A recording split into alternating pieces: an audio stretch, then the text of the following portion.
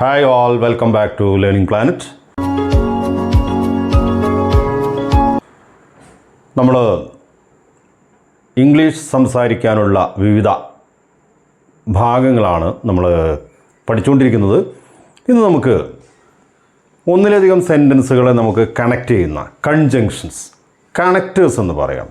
നമ്മളിപ്പോൾ പൈപ്പുകളൊക്കെ കണക്ട് ചെയ്യുന്നത് പോലെ അങ്ങനെ കണക്ട് ചെയ്യാനുള്ള പദങ്ങൾ എന്തൊക്കെയാണ്, അതിൻ്റെ ഉപയോഗം എന്താണ്, ഇതെല്ലാമാണ് നമ്മളിന്ന് പഠിക്കാൻ പോകുന്നത്. വളരെ ലളിതമായ കാര്യങ്ങളാണ്. നമ്മളൊന്ന് ശ്രദ്ധിച്ചു കഴിഞ്ഞാൽ ഇത് നമ്മുടെ എഴുതുന്ന ഏരിയയിലും ഒപ്പം നമുക്ക് സംസാരിക്കുമ്പോൾ വളരെ ആപ്റ്റായ കണക്റ്റേഴ്സ് അഥവാ കൺജങ്ഷൻസ് നമുക്ക് ഉപയോഗിച്ച് സംസാരിക്കാനും സാധിക്കും. ഇതിൻ്റെ അർത്ഥം, ഇതെങ്ങനെ പ്രയോഗിക്കാം എന്നൊക്കെയാണ് നമ്മൾ നോക്കുന്നത്. നമുക്ക് നമ്മുടെ ക്ലാസ്സുകളിലേക്ക് കടക്കാം. ഓക്കെ, നമുക്ക് നോക്കാം. കൺജങ്ഷൻസ്, അല്ലെങ്കിൽ ഇതിനെ നമുക്കൊരു കണക്റ്റർ എന്ന് പറയാം കേട്ടോ. അപ്പോൾ കണക്റ്റേഴ്സാണിത്. അപ്പോൾ ഇതാണ് കണക്റ്റർ എന്ന് നമുക്ക് മനസ്സിലാകാൻ വേണ്ടിയിട്ട് പറയാം. കൺജങ്ഷൻസ് എന്നാണ് പറയുക.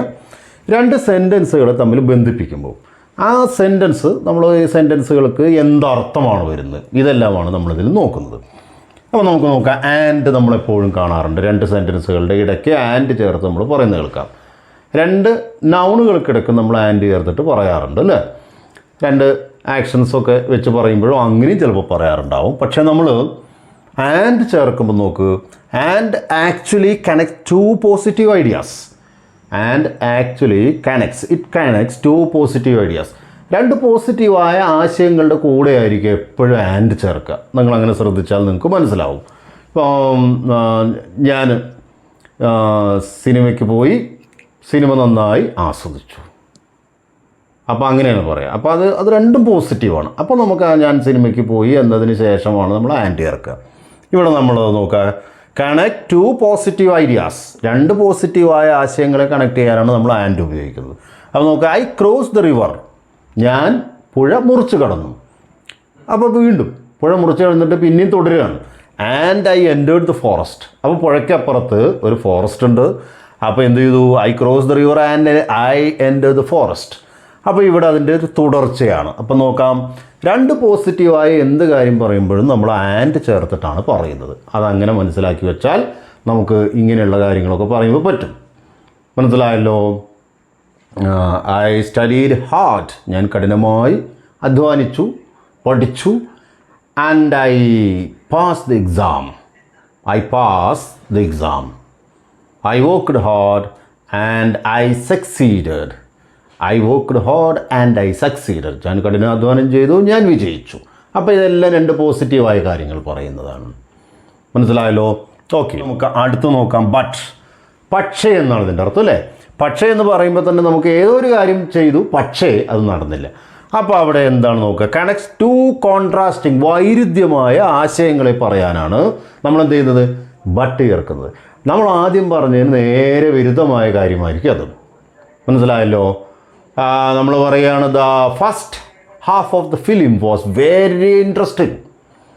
സിനിമയുടെ ആദ്യ ഭാഗം വളരെ ഇൻട്രസ്റ്റിംഗ് ആയിരുന്നു. ബട്ട് ദ ലാറ്റർ പാർട്ട്, രണ്ടാമത്തെ ഭാഗം, വാസ് വെരി ബോറിംഗ്. അപ്പോൾ ഫസ്റ്റ് പാർട്ട്, മത്സരങ്ങൾ തന്നെ നോക്കൂ, ഫുട്ബോളൊക്കെ.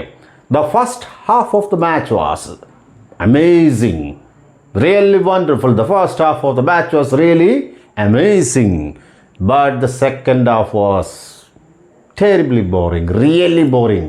ശരിക്കും ബോറിങ് ആണ്. അപ്പോൾ ബട്ട് എന്നത് പക്ഷേ, അതിൻ്റെ അർത്ഥം നോക്കൂ. But connects to contrasting ideas. വിരുദ്ധമായ രണ്ട് ആശയങ്ങൾ. ആദ്യം പറഞ്ഞത് നേരെ വിരുദ്ധമായിരിക്കും പറയുന്നത്. മനസ്സിലായി? ഇനി ഇവിടെയുള്ള എക്സാമ്പിൾ നോക്കിയേ. She worked hard. അവൾ കഠിനാധ്വാനം ചെയ്തു. പക്ഷേ she couldn't finish the work. അവൾക്ക് വർക്ക് പൂർത്തിയാക്കാൻ കഴിഞ്ഞില്ല. ഇനി നമുക്ക് അടുത്തത് നോക്കാം.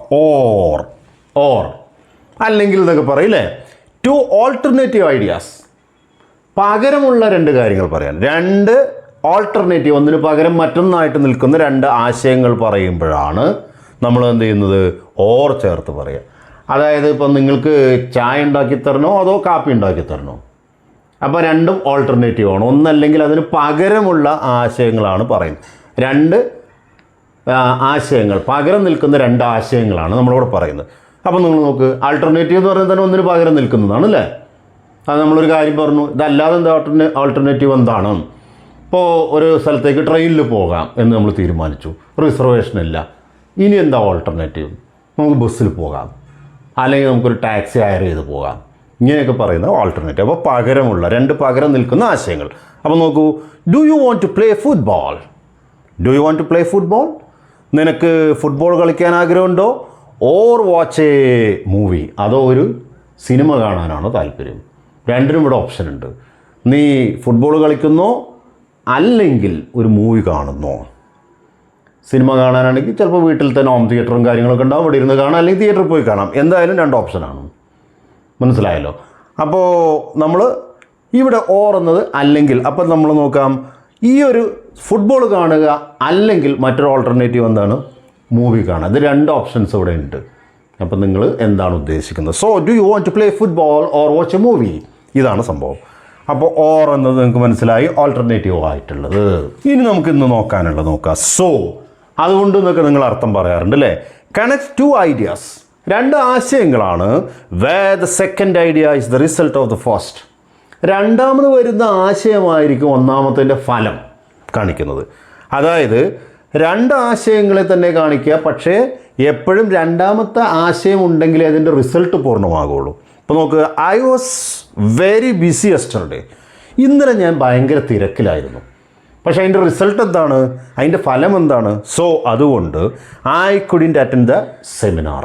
അതുകൊണ്ട് എനിക്ക് സെമിനാറിൽ പങ്കെടുക്കാൻ കഴിഞ്ഞില്ല. മനസ്സിലായല്ലോ? I was unwell. എനിക്ക് സുഖമില്ലായിരുന്നു.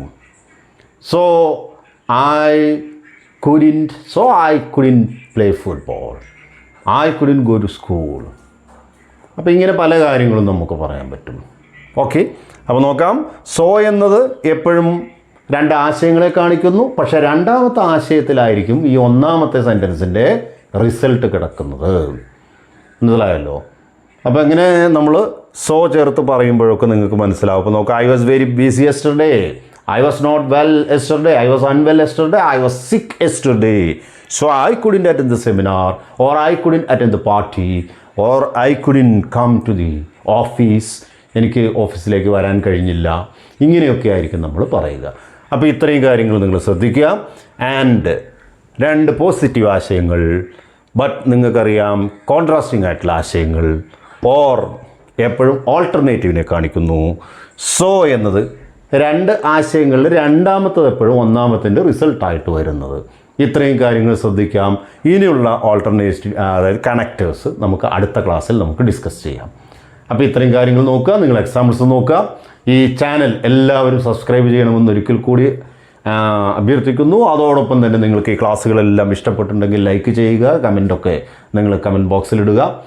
കൂടുതൽ എക്സാമ്പിൾസ് നിങ്ങൾ സ്വന്തമായിട്ട് വർക്കൗട്ട് ചെയ്യുക. വീണ്ടും അടുത്ത ക്ലാസ്സിൽ കാണാം. Thank you.